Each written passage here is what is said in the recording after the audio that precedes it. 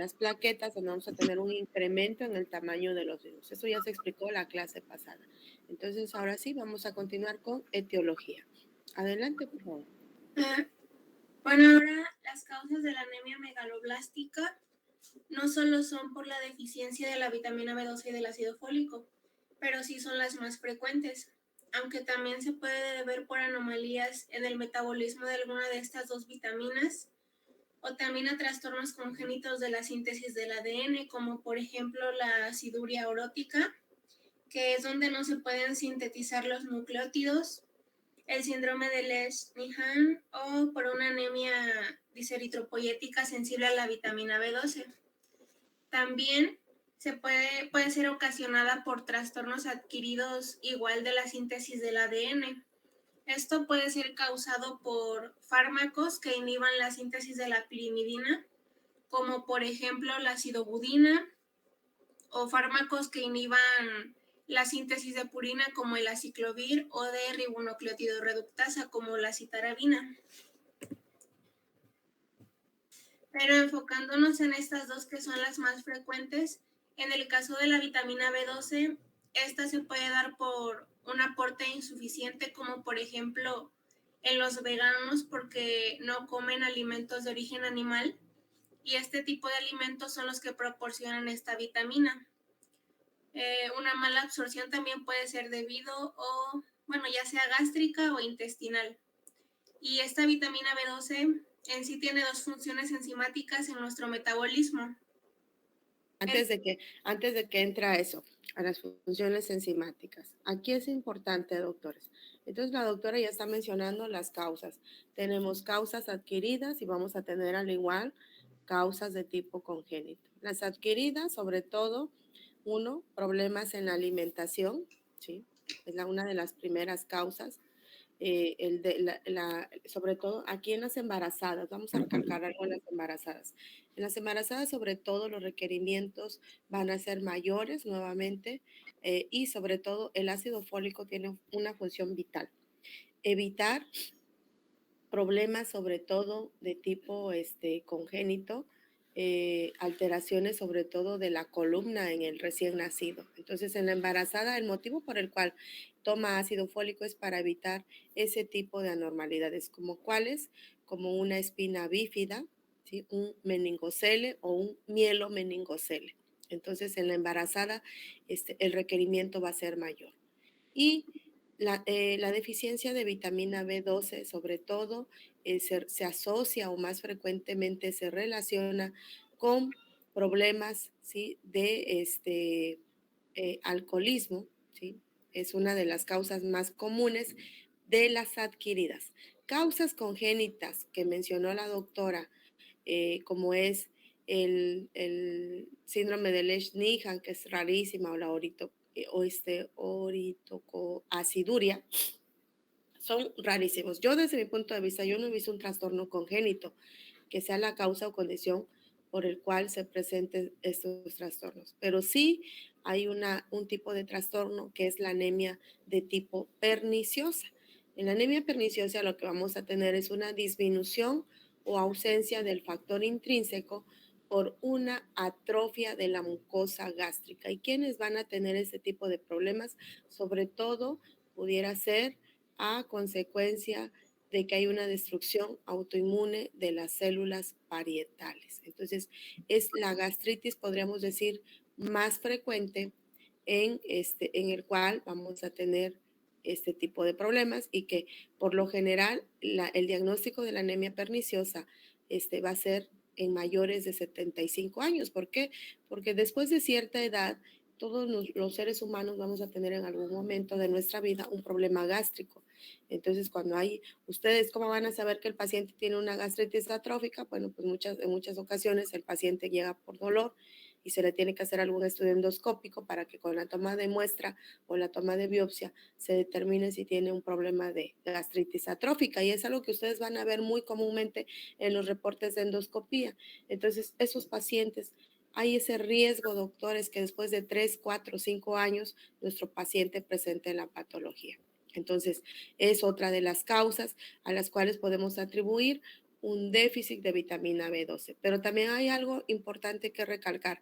La doctora mencionó algunos medicamentos. Tenemos pacientes, por ejemplo, que tienen VIH, que van a tener manejo con sidobudina. Es uno de los medicamentos que se asocia frecuentemente a la deficiencia o que puede condicionar a una anemia megaloblástica, pero este es de tipo adquirida, ¿sí? Tenemos otros menos utilizados como es la hidroxiurea, la citarabina, el mismo aciclovir que lo ocupamos para los herpes, sobre todo en el herpes tipo 2 que se ocupan grandes dosis, pues a lo mejor ahí sí cabría la posibilidad de que mi paciente tenga una anemia megaloblástica, pero tenemos otros que son de mayor utilidad. Uno de ellos es el metotrexate.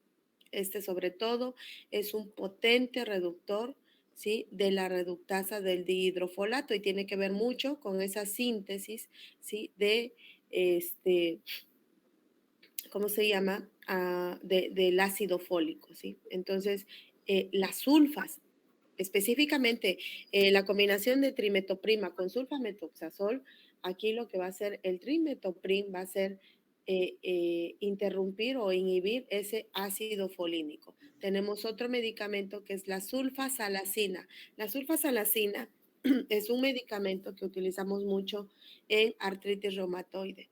Entonces, si el paciente tiene bajas reservas de folato, pues la sulfasalacina puede incrementar ese déficit. Entonces, aquí, pues es otro de los medicamentos que se utilizan mucho en reumatología, ¿sí? Tenemos también otros medicamentos como son algunos anticonvulsivantes, específicamente la fenitoína, ¿sí? Y hay mucha población que utiliza fenitoína.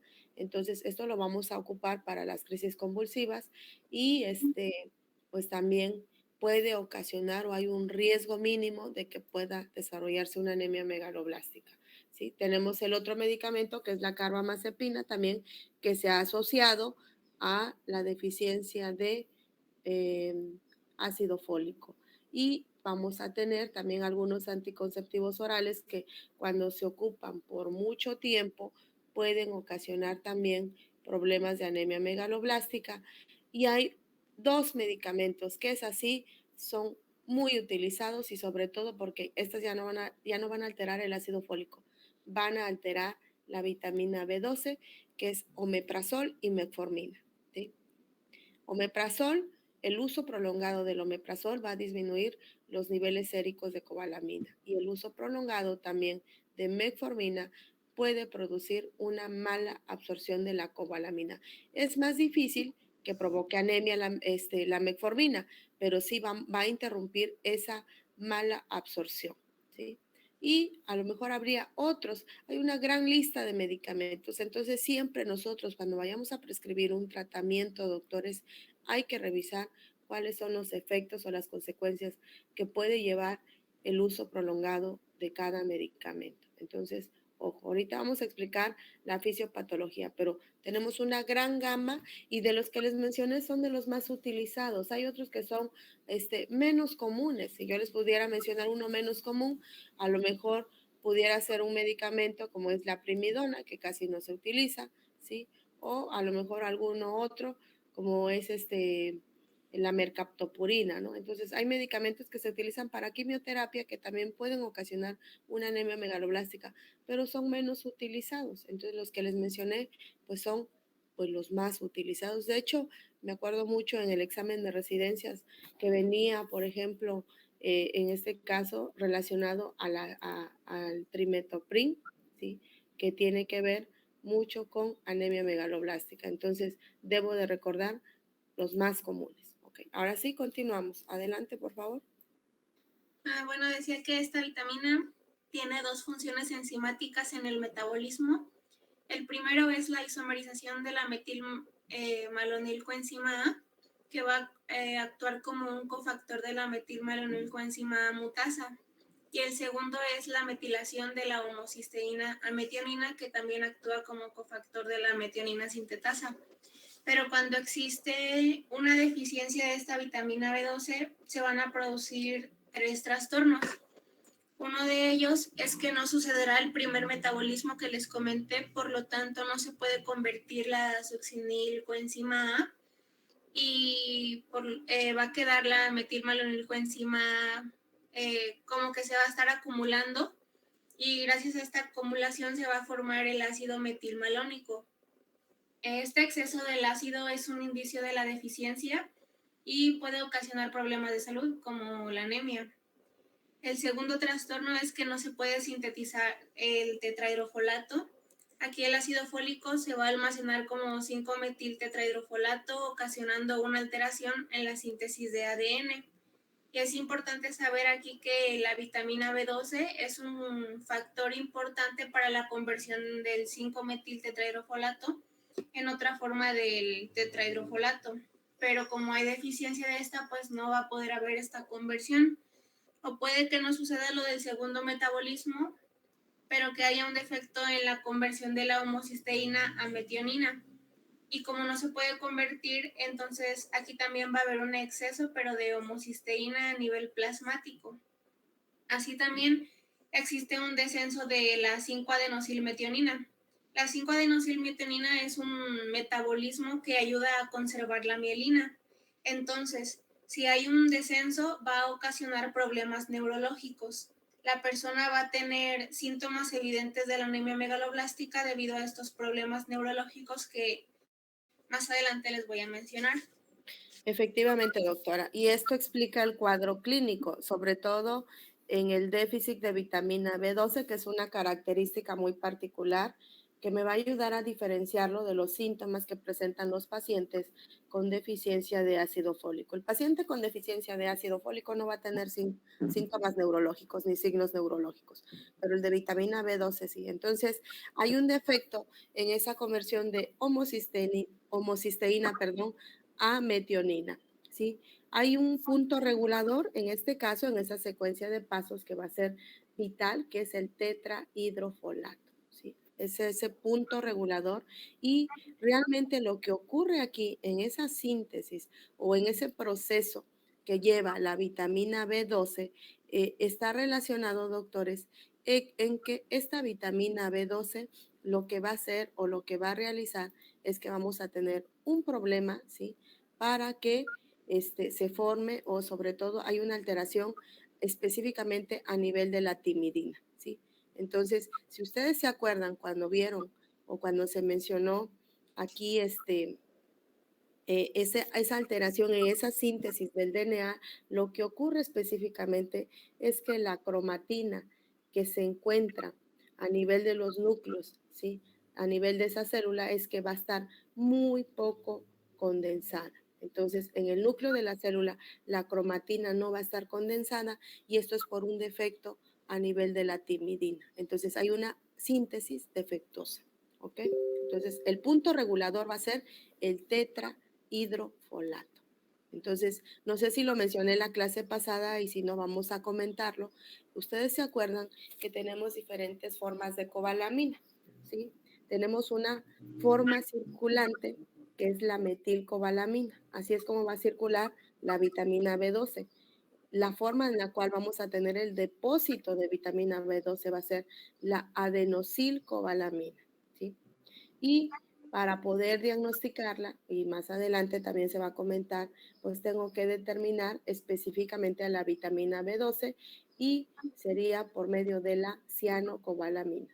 Cuando yo tenga que realizar un tratamiento como tal, la forma comercial en la cual me venden esa vitamina B12 es por medio de la hidroxicobalamina, ¿no? Ese es el que va a tener el uso terapéutico, pero igual que el hierro, aquí vamos a tener pues un hierro, aquí sería una vitamina B12 de depósito que se llama adenosilcobalamina y que ese hierro de depósito llega a durar en promedio hasta 4 años. De 2 a 4 años más o menos es lo que tenemos nosotros como depósito corporal de vitamina B12. ¿Ok? Entonces, ahorita cuando hablemos de cómo se absorbe esa vitamina B12, otra vez tiene que ver desde que ingresa al organismo y todo ese proceso que lleva para poder circular en forma de transcobalamina 2. Entonces, adelante, doctora. Sí, en el caso de la deficiencia de folatos, igual puede deberse, por una insuficiencia. El ácido fólico es encontrado en forma de poliglutamato y es la única fuente de obtención. Esta también puede deberse a una mala absorción o una alteración metabólica. Bueno, como mencioné anteriormente, el tetrahidrofolato es la forma reducida del ácido fólico. Gracias al tetrahidrofolato que funciona como coenzimas, van a poder intervenir en ciertos procesos metabólicos, como en el catabolismo de la histidina, la misma metilación que había mencionado de la homocisteína metionina. Esta de cierta forma suele ser de interés, ya que tanto la vitamina B12 como el ácido fólico tienen cierta interrelación. Y también, gracias al tetrahidrofolato, sucede la síntesis de desoxitimidilato. Pero cuando existe un déficit del ácido fólico, pues ocasionará que haya una deficiencia de la forma reducida, o sea, del tetrahidrofolato. Esta reducción va a ocasionar que haya ahora una reducción, pero de la síntesis del desoxitimidilato. Esta reducción de la síntesis va a ocasionar que haya una síntesis alterada del ADN, ocasionando trastornos de la división celular, dando así a la anemia megaloblástica por deficiencia del ácido fólico. Bueno, para la absorción de la vitamina B12, esta llega primero con los alimentos y cuando ya está en el estómago, como que se desprende de los alimentos en los que venía y los que la liberan de ello es el ácido y la pepsina.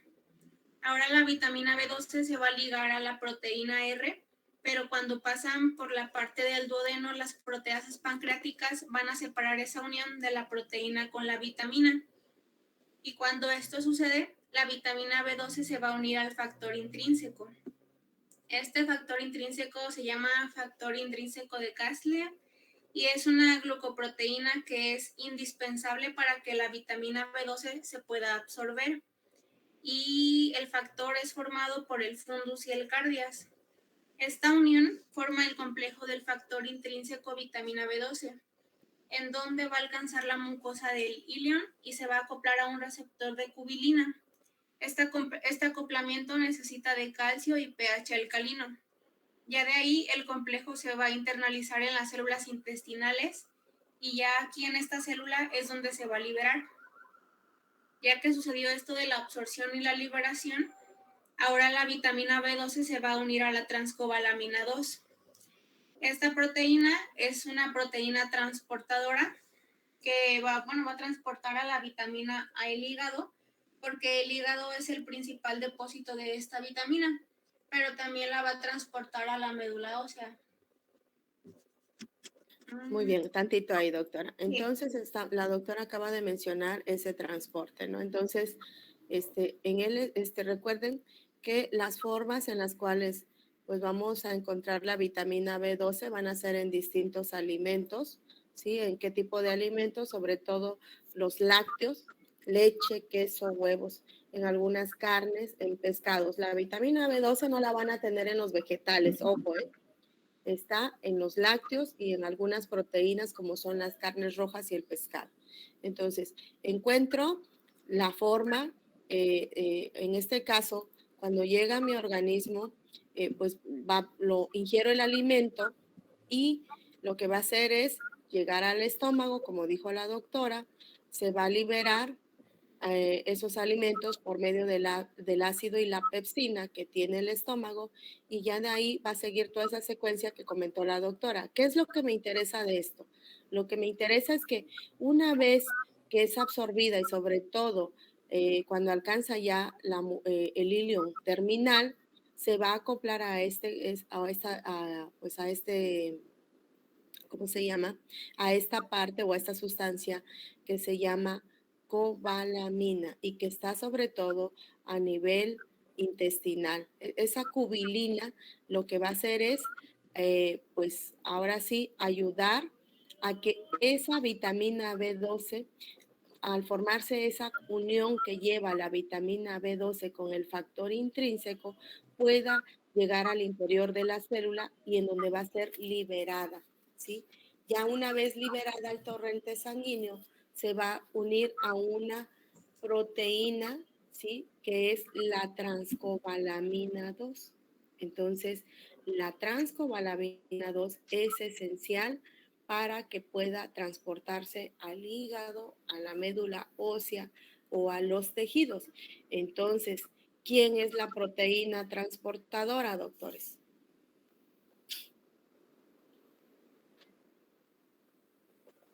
Así como en el hierro hablamos de una proteína transportadora, aquí ¿cuál va a ser la proteína transportadora? A ver, porque los veo muy calladitos ahora. No, en este caso, doctor, aquí, en este caso de, ¿cómo se llama? De la vitamina B12. ¿Cuál va a ser la proteína transportadora? La transcobalamina 2. Pues la transcobalamina número 2. Tenemos tres tipos de transcobalamina, ¿sí? Tenemos la 1 y la 3, pero estas no van a encargarse de transportar a la vitamina B12. Estas tienen otro tipo de función. Entonces aquí realmente la proteína específica, la cual se va a unir, la vitamina B12 va a ser a la transcobalamina 2 y es la que se va a encargar de llevar esa vitamina B12 a todo el organismo, ¿no? A los tejidos que lo necesiten. Entonces, la forma de depósito va a ser adenosilcobalamina, la proteína en este caso transportadora sería la transcobalamina 12. Entonces, igual tenemos una vitamina B12 de depósito y una vitamina B12 que ayuda a transportar, ¿sí? Ahora, mencionó la doctora también que todo esto va a explicar que cuando circule esa vitamina B12, si yo tengo una deficiencia de cobalamina en los alimentos, pues por consiguiente, este proceso que tiene que llevar toda esa vitamina B12 para absorberse, pues no se va a realizar correctamente y pudiera yo tener una deficiencia del mismo, ¿sí? Ahora, tiene que ver mucho la composición del estómago. En el estómago debe de estar en las condiciones exactas o correctas, un pH correcto, una formación, en este caso, de algunas enzimas que estén presentes, pero supongamos que no está presente esa pepsina o que no se forme ese factor intrínseco, pues vamos a tener problemas también para que siga ese mecanismo para su absorción. Entonces, si tengo una ausencia de factor intrínseco, que es lo que ocurre en las anemias perniciosas, pues por supuesto que ya no va a haber ese complejo o sobre todo ese complejo de unión entre vitamina B12 y factor intrínseco.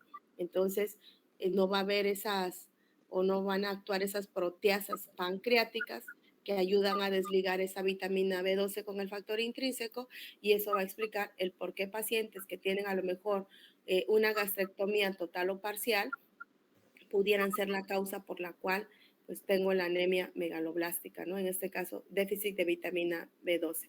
También algunos antiácidos, como es el omeprazol, pues van a alterar ese ácido y esas pepsinas que actúan a nivel del estómago, ¿sí? Conforme va avanzando pues esa vitamina B12 al momento de llegar o al momento de llegar al duodeno, pues aquí también tengo que ver la forma de que pues ese duodeno se encargue de desligar esas proteasas y si no lo realiza, específicamente si mi paciente, las proteasas pancreáticas, que como su nombre lo dice, se encuentran a nivel del páncreas, no realizan su función, pues pudiera yo tener un problema. Y entonces en pacientes que tienen una pancreatitis crónica sobre todo, pues voy a tener problemas para generar mis proteasas o para que las proteasas pancreáticas trabajen correctamente, pues también puedo tener un problema de déficit de vitamina B12. Y si hablamos a nivel del yeyuno, hay ciertos parásitos también que pueden inhibir ese proceso y también es una causa a las cuales se les atribuye el problema de la anemia megaloblástica. Entonces, todo esto, ¿sí? Toda esa secuencia o ese camino desde que entra a mi organismo hasta que llegue a la circulación enterohepática puede ser interrumpido por distintos mecanismos en su trayecto. Entonces, la finalidad es que pues sea absorbida esa vitamina B12 para liberarse al torrente sanguíneo y si yo no llego a esa liberación, pues lógico que mis reservas poco a poco se van a ir agotando y va a haber ciertas circunstancias que van a ocasionar que definitivamente pues mi paciente termine las reservas que tiene y ahora sí pueda ocasionar una déficit de vitamina B12. Entonces, una de las causas adquiridas más comunes, doctores, es consumo de alcohol, los inhibidores de la bomba de protones, ¿sí? Y también aquí el Helicobacter pylori, que es una bacteria que se puede formar o que está presente a nivel de estómago, perdón, pues son 3 causas adquiridas más frecuentes que van a llevar a un déficit de vitamina B12. Ahora, la doctora mencionó también la fisiopatología, o más bien dicho, el metabolismo del ácido fólico. El ácido fólico, sobre todo, doctores, si ustedes recuerden, es una vitamina hidrosoluble, ¿no? Cuando ya lo prescribimos nosotros, pues sabemos que es una vitamina de tipo hidrosoluble y que en su estado natural lo vamos a encontrar en muchos alimentos, sobre todo vegetales de hojas verdes, en algunas frutas, en algunos granos, ¿sí? Cereales, ahí vamos a encontrar una gran cantidad de ácido fólico. Pero recuerden que la cocción de los alimentos puede ocasionar la pérdida del contenido de ácido fólico. Y normalmente en los alimentos, como dijo la doctora, y lo tiene aquí en la diapositiva, lo vamos a encontrar en forma de poliglutamatos, ¿sí? Entonces, tiene que ocurrir una transformación a nivel intestinal y se va a transformar a ácido metil tetrahidrofolato, quien va a ayudarle a que pueda ser convertido a ácido metil tetrahidrofolato, es la dihidrofolato reductasa, como lo menciona aquí la doctora. Entonces, los poliglutamatos, recuerden, tienen que ser hidrolizados a monoglutamatos para que puedan ser absorbidos, ¿sí? Entonces, si hay un déficit de ácido fólico, pues vamos a tener una disminución del tetrahidrofolato, que es el que va a ocasionar la alteración de la síntesis del DNA. Entonces, es como va a ocurrir específicamente. Entonces, recuerden que esta deficiencia pues va a ser más frecuente que si lo comparo con la vitamina B12, porque normalmente el ser humano consume o tiene una mayor cantidad en el consumo de vitamina B12 y que la absorción a lo mejor por el mecanismo de absorción y que las reservas duran más tiempo, pues es menos frecuente. En cambio, las reservas duran en promedio 3 meses, es muy poco tiempo. Entonces, si es una persona que deja de consumir vegetales o alimentos que contienen ácido fólico, por supuesto que va a terminar con un déficit. Entonces, muy bien explicado, doctora Gabriela. ¿Ok? ¿Dudas o preguntas?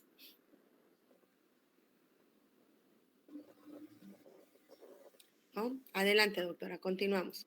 Sí, bueno, cuando existe esa alteración de la síntesis y la codificación del factor intrínseco o de la transcobalamina, viene el problema y sucede lo de la anemia megaloblástica.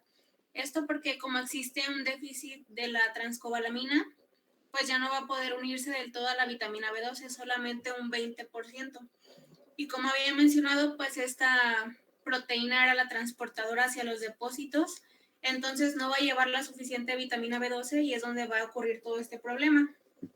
Y ya para la absorción del ácido fólico, bueno, ya lo mencionaron la doctora, pero está en forma, el ácido fólico en forma de poliglutamato en los alimentos. Se va a ingerir y entonces este poliglutamato va a ser hidrolizado a monoglutamato. Esto va a suceder en el intestino delgado, justamente en el yeyuno, y cuando ya están en el interior de la célula intestinal, estos monoglutamatos se van a transformar por la dihidrofolato reductasa en ácido metil tetrahidrofolato y así ya va a poder circular en el plasma. Bueno, anteriormente había mencionado que el paciente con anemia megaloblástica, en el caso de la vitamina B12, va a padecer un cuadro neurológico por el descenso de la 5-adenosilmetionina. En esta, cuando el paciente va a presentar una degeneración combinada subaguda iniciada con parestesias simétricas, y esta puede seguir progresando con síntomas de desmielinización de los cordones posteriores, en donde incluyen inestabilidad de la marcha, Romberg positivo, ataxia y trastornos de la sensibilidad vibratoria, así como también de la columna vertebral, presentando espasticidad e hiperreflexia. En el caso también de la vitamina B12, provoca osteopenia y osteoporosis. Esto aumenta en las personas el riesgo de una fractura y un aplastamiento vertebral. También aquí puede llegar a aparecer una esplenomegalia. En otras personas también con anemia pueden llegar a presentar pérdida de memoria, atrofia óptica, anosmia, depresión, irritabilidad, manías o paranoia.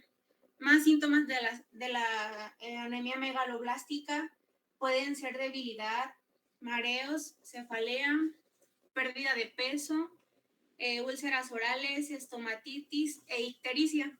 La ictericia se ocasiona porque hay un aumento de la bilirrubina debido a la destrucción de los eritrocitos y de los eritroblastos. Déjeme ese cuadro ahí. Ahí regrésese, doctora. Aquí, el cuadro clínico, importantísimo, que no lo va a tener la deficiencia de ácido fólico. Como está afectando los cordones posteriores, ¿sí? Recuerden que en los cordones posteriores, a nivel del sistema nervioso, sobre todo cuando hablamos de las células que la constituyen, aquí en los cordones posteriores se encargan de la función motora. Entonces, todo lo que va a manifestar el paciente, sobre todo, son alteraciones de tipo motor. Va a tener una marcha de tipo atáxico, no va a caminar como si estuviera borrachito mi paciente, ¿no? Va a tener problemas en los reflejos, va a haber un incremento de los reflejos y eso es muy fácil de identificarlo. Yo hago la prueba de Babinski y el paciente pues puede ser que salga positivo, o cuando yo checo mis reflejos, sobre todo el rotuliano, pues el paciente, pues si con el martillo yo percuto, el paciente lo que va a hacer va a tener una hiperreflexia. Si yo al momento de que identifico o estoy valorando la fuerza muscular, mi paciente probablemente esté con espasticidad, va a estar rígido mi paciente, ¿sí? Va a tener la prueba de Romberg positivo. Esta prueba de Romberg es muy sencilla de realizarse y es sobre todo cuando hablamos de Romberg, lo ocupamos mucho para otras patologías de tipo neurológico, y aquí pues yo lo que voy a hacer, le voy a decir al paciente es que cierre los ojos, que estire los brazos, y al momento de que cierra los ojos el paciente se me tambalea, ¿no? Entonces al momento de que está haciendo ese movimiento de extensión de los brazos, probablemente hay que tener mucha precaución porque se puede caer el paciente, siempre tenemos que estar al lado del paciente. Y ya a nivel de la sensibilidad va a ser menos la afectación, pero aquí estamos hablando que no es tan frecuente, ¿sí? Independientemente, mi paciente va a tener un síndrome anémico, ¿sí? Entonces, va a tener un síndrome anémico, va a tener síntomas neurológicos, puede tener problemas de tipo psiquiátrico, porque estamos hablando que hay una afección de tipo neurológico. Entonces, algunas sustancias como es la dopamina, ¿sí? O la serotonina también pudieran tener cambios o una disminución en las mismas. Entonces, mi paciente pues puede tener cambios en el estado de ánimo, que esté triste la mayor parte del día, que sea muy susceptible a llorar, o que tenga esos cambios tan abruptos de que se enoje bruscamente. Entonces se puede confundir con un trastorno de tipo psiquiátrico. Entonces, ojo, porque aquí tendré yo que hacer diagnóstico diferencial, ¿no? Si yo veo que mi paciente tiene síntomas neurológicos, pues yo pensaría primero un Romberg positivo, una ataxia, estoy hablando, digo, no, pues este tiene un problema ya neurológico propiamente dicho. Y resulta que cuando yo tomo la citometría, pues mi paciente sale con una anemia megaloblástica. Entonces siempre recuerden, esos pacientes con trastornos neurológicos hay que tomar una citometría. Hay que descartar que no esté cursando con una anemia megaloblástica. Pero si los síntomas neurológicos son porque el paciente tuvo un traumatismo cráneoencefálico, pues yo sé que la causa es el traumatismo cráneoencefálico. Pero si yo no encuentro una causa, hay que descartar que no tenga una anemia de tipo megaloblástico. A veces es en lo que menos pensamos, ¿eh? Y nos llevamos la sorpresa cuando ya tomamos la citometría. Entonces, vean todas las alteraciones que puede ocasionar el hecho de que haya un problema en la absorción, un problema es esa síntesis o ese procesamiento que lleva la vitamina B12, entonces es muy amplio. A diferencia del ácido fólico, no van a tener todos estos síntomas, ¿ok? Entonces es algo que yo tengo que aprender a identificar, ¿sí? Entre uno y otro. Adelante, por favor.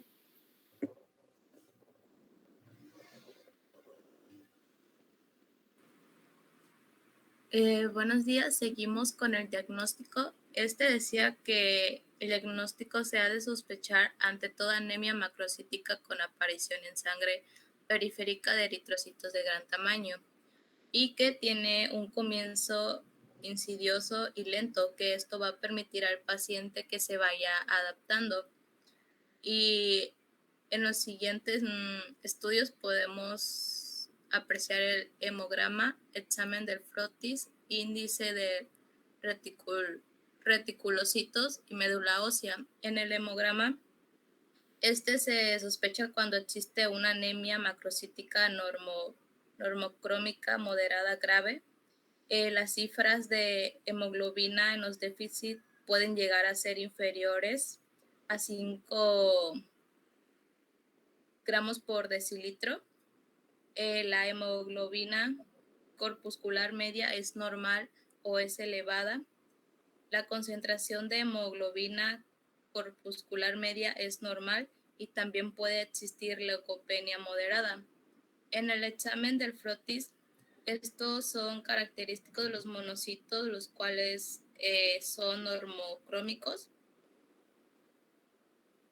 Hay anisocitosis y poquiolocitosis.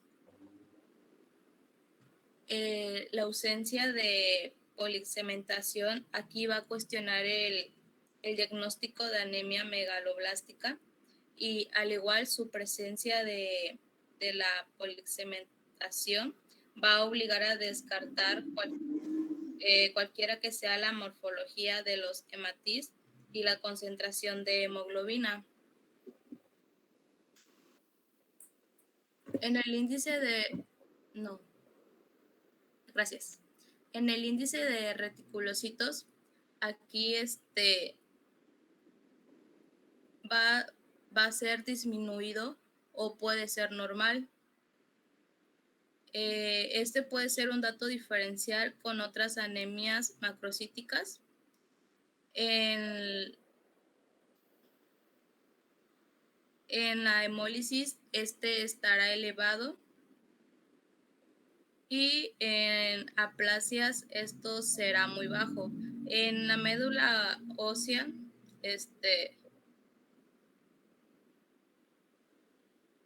se puede, aquí en la médula ósea se advierte una hematopoiesis megaloblásticos con eritroblastos, percusores mieloides y megacariocitos de gran tamaño. ¿Le puedes cambiar Gaby, por tantito, favor? doctora, antes de que hable ya. Aquí tiene otros estudios, ¿verdad? Ok. Bueno, antes de hablar, porque esos ya son ya más específicos, pero en la citometría hemática tiene que quedar bien claro. Por supuesto que si estamos hablando que hay un problema en esa síntesis de DNA y que esto me va a condicionar también problemas a nivel medular, pues aquí vamos a tener una hemoglobina baja, el volumen corpuscular medio casi siempre, y recuerden eso, va a estar alta, ¿sí? Siempre, casi en su gran mayoría, el volumen corpuscular medio va a estar elevada, ¿sí?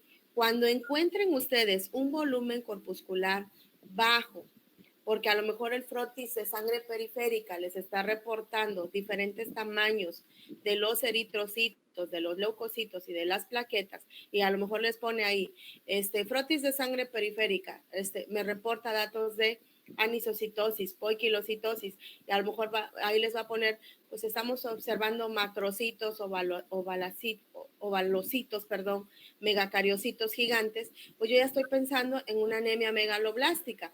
Entonces, la paradoja para mí va a ser por qué el volumen, en lugar de estar alto, está bajo. Cuando ustedes vean un volumen corpuscular medio bajo, quiere decir que se está asociando también a una anemia ferropénica. Casi siempre el volumen va a estar elevado, en su gran mayoría, ¿sí? Pero si ustedes ven un volumen bajo y cambios distintos en el frotis, y el frotis me está diciendo es una anemia megaloblástica, pues lo más seguro es que el paciente está cursando también con una anemia ferropénica, ¿sí? La hemoglobina corpuscular media y la concentración media de hemoglobina corpuscular siempre van a estar elevados, van a estar incrementados.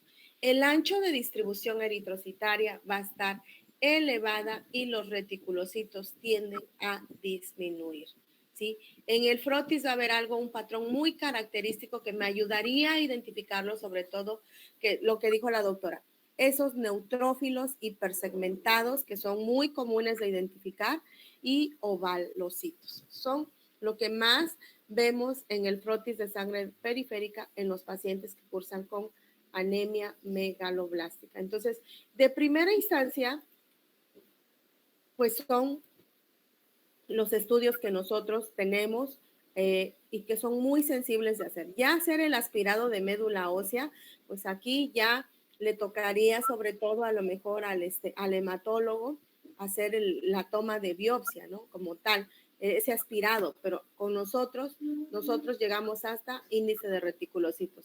Si yo clínicamente integro todos los datos, pues ya con eso yo ya puedo iniciar un manejo, ya puedo iniciar un tratamiento. Entonces, es muy sencillo de identificarlo, no es nada complicado. Ya el aspirado como tal, pues ya ahí ya les va a decir, ¿no? Todas las alteraciones que se están, o ya como tal ya se toma una muestra y ya se ve, pues en ese aspirado, sobre todo las características de cada una de las células. Y aquí sí ya les va a reportar que pues todo está o que encuentra una gran cantidad de células que están muy grandes o más grandes de lo habitual. Entonces ya nada más con eso estamos corroborando. Llegar al aspirado sería algo muy extremo y sobre todo el aspirado en muchas ocasiones se realiza porque nosotros como médicos se nos olvida pedir el frotis de sangre periférica y se nos olvida o no recordamos que hay muchos parámetros que nos ayudan a identificarlo. ¿Por qué? Porque si recuerdo, y ustedes en la clase pasada se comentó que el paciente normalmente va a cursar con una pancitopenia. Y una pancitopenia casi siempre es obligatorio realizar un aspirado. Pero si yo recuerdo o por lo menos contemplo que mi paciente con anemia megaloblástica también puede tener una pancitopenia, puede tener alteraciones, sobre todo en el ancho de distribución eritrocitaria, va a tener alteraciones en el frotis de sangre periférica y pues sobre todo sería buscar esos neutrófilos hipersegmentados. Entonces va a ser muy, muy sencillo identificar. Adelante, por favor, continuamos.